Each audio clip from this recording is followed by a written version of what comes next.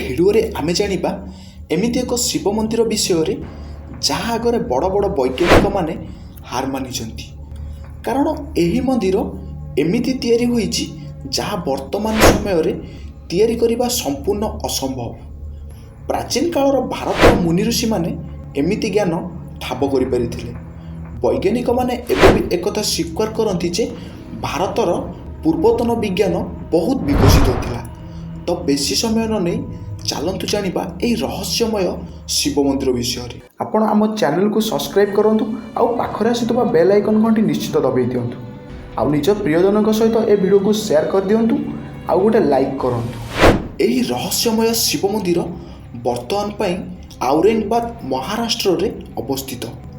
ଏହି ମନ୍ଦିରର ନାମ କୈଳାସ ମନ୍ଦିର। ଏହି ମନ୍ଦିର ଉପରେ ବିଭିନ୍ନ ବୈଜ୍ଞାନିକ ଭିନ୍ନ ଭିନ୍ନ ମତ ଦିଅନ୍ତି। ସେଥିପାଇଁ ଏପର୍ଯ୍ୟନ୍ତ କୌଣସି ମତକୁ ସତ୍ୟ ଭାବେ ଗ୍ରହଣ କରାଯାଇ ନାହିଁ। କିଛି ବୈଜ୍ଞାନିକ ଏହି ମନ୍ଦିରକୁ 1900 ବର୍ଷ ପୁରୁଣା ବୋଲି କହନ୍ତି, କିନ୍ତୁ ଆଉ କିଛି ବୈଜ୍ଞାନିକ ଏହି ମନ୍ଦିରକୁ 6000 ବର୍ଷ ପୁରୁଣା ବୋଲି କହନ୍ତି। କିନ୍ତୁ ସବୁଠାରୁ ଆଶ୍ଚର୍ଯ୍ୟଜନକ କଥା ହେଲା କି ଏହି ମନ୍ଦିରକୁ ଇଟା କିମ୍ବା ପଥର ଯୋଡ଼ି ତିଆରି କରାଯାଇନାହିଁ। ଏହି ମନ୍ଦିରକୁ ଏକ ବଡ଼ ପଥରକୁ କାଟି ତିଆରି କରାଯାଇଛି। ସେଥିପାଇଁ ଏହି ମନ୍ଦିର କେବେ ତିଆରି କରାଯାଇଥିଲା ତାର କିଛି ବି ପ୍ରମାଣ ନାହିଁ। ଏବଂ ଯେଉଁ ବଡ଼ ପଥରକୁ କାଟି ଏହି ମନ୍ଦିରକୁ ତିଆରି କରାଯାଇଛି ତାର କାର୍ବନ ଡେଟିଂ 1000 ବର୍ଷ ପୁରୁଣା ବୋଲି କୁହାଯାଏ। ଏବଂ ଏହି ମନ୍ଦିରକୁ ଗୋଟିଏ ପଥରରେ ତିଆରି କରାଯାଇଛି। କିଛି ସ୍ଥାନୀୟ ଲୋକଙ୍କ ମତରେ ଏହି ମନ୍ଦିରକୁ ତିଆରି କରିବା ପାଇଁ 18 ବର୍ଷ ଲାଗିଥିଲା। କିନ୍ତୁ ବିଶେଷଜ୍ଞମାନଙ୍କ କହିବା କଥା ଯେ ଏହି 100 ଫୁଟ ଉଚ୍ଚତମ ମନ୍ଦିର ବର୍ତ୍ତମାନର ଟେକ୍ନୋଲୋଜି ୟୁଜ୍ କରି ମଧ୍ୟ 18 ବର୍ଷରେ କମ୍ପ୍ଲିଟ୍ କରିବା ସମ୍ପୂର୍ଣ୍ଣ ଅସମ୍ଭବ। ଏବଂ ସବୁଠାରୁ ଅଦ୍ଭୁତ କଥା ହେଲା କି ଏହି ମନ୍ଦିରକୁ ତଳୁ ଉପରକୁ ନୁହେଁ ଏବଂ ଉପରୁ ତଳକୁ ବନାଯାଇଛି। ଯେମିତି ପଥରକୁ ଖୋଳାଯାଇ ଏହି ମନ୍ଦିରକୁ ତିଆରି କରାଯାଇଛି। ଯଦି ପଥରକୁ ଖୋଳାଯାଇ ଏହି ମନ୍ଦିରକୁ ତିଆରି କରାଯାଇଥାଏ ତେବେ ଏଥିରୁ 5 ଲକ୍ଷ ଟନ୍ର ପଥର ବାହାରିଥିବ।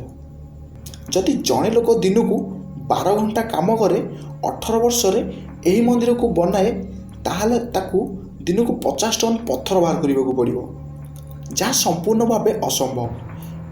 ଏବଂ ତା ସହିତ ଯଦି ଏହି ମନ୍ଦିରକୁ ବର୍ତ୍ତମାନର ଟେକ୍ନୋଲୋଜିରେ ତିଆରି କରାଯାଏ ତାହେଲେ ଏହାକୁ 18 ବର୍ଷରେ କମ୍ପ୍ଲିଟ୍ କରିବା ସହଜ ହେବ ନାହିଁ। କାରଣ ଏହି ମନ୍ଦିର ସୂକ୍ଷ୍ମ କାରୁକାର୍ଯ୍ୟ ହୋଇଛି। କିଛି ବୈଜ୍ଞାନିକମାନଙ୍କ ମତରେ ଏହି ମନ୍ଦିରକୁ ବନାଇବା ପାଇଁ ମିନିମମ୍ 200 ବର୍ଷ ଲାଗିଥିବ। ତା ସହିତ ଏହି ମନ୍ଦିରର ଆଉ ଗୋଟେ ରହସ୍ୟ ରହିଛି ଏବଂ ତାହା ହେଲା ଏହି ମନ୍ଦିରର ତଳେ ଥିବା ଗୁମ୍ଫା ଗୁଡ଼ିକ। 1876 ମସିହାରେ ଇଂଲଣ୍ଡର ଜଣେ ସ୍ପିରିଚୁଆଲିଷ୍ଟ ଏମ୍ମା ହେଣ୍ଡ୍ରିଙ୍କ ଗୋଟିଏ ବହି ଲେଖା ଥିଲା ଯେଉଁଥିରେ ସେ ନିଜର ଅନୁଭୂତି ଲେଖିଥିଲେ। ଏମ୍ମା ହେଣ୍ଡ୍ରିଙ୍କ କହିବା କଥା ଯେ ସେ କୈଳାସ ମନ୍ଦିରର ତଳେ ଥିବା ସମସ୍ତ ଗୁମ୍ଫା ଗୁଡ଼ିକ ବୁଲିଛନ୍ତି ଏବଂ ତା ସହିତ ସେ ଏମିତି ଜଣେ ଲୋକ ସହିତ ସାକ୍ଷାତ କରିଥିଲେ ଯିଏ ସେହି ଗୁମ୍ଫାର ତଳ ପର୍ଯ୍ୟନ୍ତ ଯାଇପାରିଥିଲା ଏବଂ ସେହି ଲୋକଟି ଠାରୁ ପାଇଥିବା ସମସ୍ତ ତଥ୍ୟ ଏମ୍ମା ହେଣ୍ଡ୍ରିଙ୍କ ତାଙ୍କ ବହିରେ ଲେଖିଥିଲେ। ସେ ଲୋକଟିର କହିବା ଅନୁସାରେ ସେ ଯେତେବେଳେ ଗୁମ୍ଫା ତଳକୁ ଗଲେ ତା ଭିତରେ ଆଉ ଏକ ବଡ଼ ମନ୍ଦିର ବହୁତ ଦୂର ପର୍ଯ୍ୟନ୍ତ ଲମ୍ବିଥିଲା, କିନ୍ତୁ ସେ ଲୋକଟି ଭୟରେ ସେହି ସ୍ଥାନରୁ ଫେରି ଆସିଥିଲା। ଏବଂ ଏହି ବହିଟି ପ୍ରକାଶନ ହେବା ପରେ ବହୁତ ବୈଜ୍ଞାନିକ ଏହି ଗୁମ୍ଫା ଗୁଡ଼ିକକୁ ରିସର୍ଚ୍ଚ କରିବା ପାଇଁ ଆଗେଇ ଆସିଲେ, କିନ୍ତୁ କିଛି ଅସୁବିଧାର ଆଶଙ୍କା କରି ସେତେବେଳର ଇଂରେଜ ସରକାର ଏହି ଗୁମ୍ଫା ଗୁଡ଼ିକକୁ ସବୁଦିନ ପାଇଁ ବନ୍ଦ କରିଦେଲେ ଏବଂ ଏପର୍ଯ୍ୟନ୍ତ ମଧ୍ୟ ସେ ଗୁମ୍ଫା ଗୁଡ଼ିକ ସେପରି ବନ୍ଦ ଅଛି। ଦେଶ ସ୍ୱାଧୀନ ହେବାର 70 ବର୍ଷ ପୁରି ଯାଇଥିଲେ ମଧ୍ୟ କୌଣସି ସରକାର ଏହି ଗୁମ୍ଫା ଗୁଡ଼ିକକୁ ଖୋଲିବା ପାଇଁ ସାହସ କରିନାହାନ୍ତି। ତ ଏହି ଗୁମ୍ଫା ଗୁଡ଼ିକ ମଧ୍ୟରେ ଏମିତି କ'ଣ ଅଛି ଯେଉଁଥିପାଇଁ ସରକାର ଏହି ଗୁମ୍ଫା ଗୁଡ଼ିକକୁ ଖୋଲିବା ପାଇଁ ସାହସ କରୁନାହାନ୍ତି ଏବଂ ବର୍ତ୍ତମାନ ପର୍ଯ୍ୟନ୍ତ ଏହା ରହସ୍ୟ ହୋଇ ରହିଯାଇଛି।